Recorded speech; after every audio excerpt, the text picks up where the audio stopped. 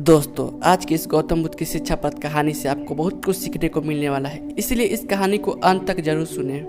दोस्तों, एक बार गौतम बुद्ध अपने भिक्षुओं के साथ एक वृक्ष के नीचे बैठ विश्राम कर रहे थे। उस वृक्ष की छाव में बुद्ध अपने भिक्षुओं को जिज्ञासा दूर कर रहे थे। बुद्ध के सभी भिक्षु एक एक कर उनसे प्रश्न पूछ रहे थे और गौतम बुद्ध उनके प्रश्नों के उत्तर दे रहे थे। बुद्ध के उन सभी भिक्षुओं में से कुछ भिक्षु ऐसे भी थे जो कुछ समय पहले ही संघ से जुड़े हुए थे, जिसके कारण अभी अभी उनके भीतर वह समझ पैदा नहीं हुई थी जो गौतम बुद्ध के प्रवचनों को समझ सके। गर्मियों का समय था, सूरज अपने चरम पर था और चारों तरफ धूप ही धूप थी, लेकिन उस वृक्ष के कारण बुद्ध और उनके सभी भिक्षु आराम से छाव में बैठे हुए थे। इतने में ही गौतम बुद्ध के एक भिक्षु की नज़र एक बूढ़े व्यक्ति पर पड़ती है जो उस वृक्ष के पास से ही गुजर रहा था। वह भिक्षु उस बूढ़े व्यक्ति को देखकर अचानक से ही हंसने लगता है।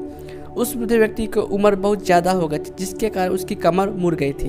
उस बूढ़े व्यक्ति के हाथ में एक डंडा था, जिसका सहारा लेकर वह बूढ़ा व्यक्ति अपनी मंजिल तक पहुंचने का प्रयास कर रहा था। उस बूढ़े व्यक्ति का शरीर केवल हड्डियों का ढांचा मात्र था। अपने भिक्षु को हंसते हुए देख बुद्ध उससे कहते हैं कि मेरे प्रिय भिक्षु, कृपया कर हंसो मत, क्योंकि जिस व्यक्ति को देखकर तुम अभी हंस रहे हो वह कोई साधारण व्यक्ति नहीं है, बल्कि वह व्यक्ति इसी क्षण तुम्हारे जीवन को रूपांतरित करने की क्षमता रखता है। जो आज तक मैं तुम्हें नहीं सिखा पाया, वह यह बूढ़ा व्यक्ति तुम्हें सिखा रहा है। इसके द्वारा दी गई सीख को बेकार ना करो। बुद्ध की आवाज़ सुनकर भिक्षु बुद्ध से कहता है कि मुझे क्षमा करे बुद्ध, मुझे ये समझ नहीं आ रहा है कि जो एक बूढ़ा व्यक्ति जो खुद अपने शरीर और अपनी बीमारियों से लाचार है, वो मुझे क्या सिखा सकता है। फिर बुद्ध उस भिक्षु से कहते हैं कि ये बूढ़ा व्यक्ति तुम्हारा भविष्य दिखा रहा है। जिस बुढ़ापे और लाचारी को तुम देखकर तुम अभी हंस रहे हो, वो बुढ़ापा और लाचारी तुम्हारे जीवन में भी आने वाली है। वह बूढ़ा व्यक्ति तुमसे कह रहा है कि अभी समय है इस स्वस्थ शरीर का अच्छा कर्म करने के लिए उपयोग करो।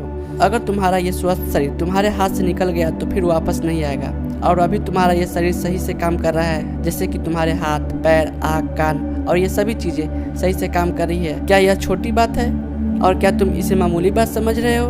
यह घटना कोई साधारण घटना नहीं थी जो अभी तुम्हारे साथ घटी, और यह घटना तुम्हारे जीवन को बदलने की क्षमता रखती है। ठीक इसी तरह की घटना ने मेरा जीवन बदला था, और इस तरह की घटना के कारण ही मैं आज बुद्ध हूँ। फिर वो भिक्षु बुद्ध से कहता है कि क्षमा करे बुद्ध, परंतु मेरे मन में यह विचार ही नहीं आया कि मैं उस बूढ़े व्यक्ति से कुछ सीख सकता हूँ। उसे देखकर केवल मुझे हंसी आ गई।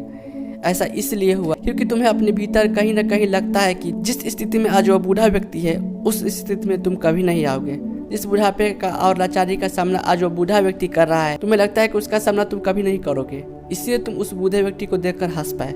तुमने सच्चाई को नजरअंदाज कर दिया। अगर तुम सच्चाई को देख लेते तो चाहकर भी अपनी आंखों को आंसुओं को नहीं रोक पाते, परंतु तुमने सत्य को अनदेखा कर दिया और तुम बहुत बड़ी संभावना से चूक गए। बुद्ध की यह बात सुन भिक्षु बुद्ध से क्षमा मांगता है और ये निश्चय करता है कि वह अपने स्वास्थ्य का उपयोग अपने अहंकार को बढ़ाने में नहीं, बल्कि परम सत्य को पाने में करेगा।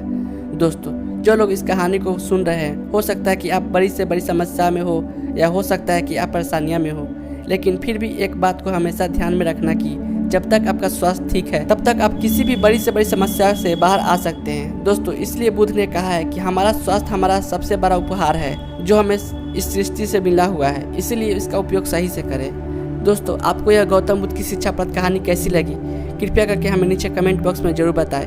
और आपको यह कहानी पसंद आई होगी तो अपने दोस्तों के साथ अवश्य शेयर कीजिए, ताकि और लोगों को गौतम बुद्ध की शिक्षाप्रद कहानी सुनने को मिल सके।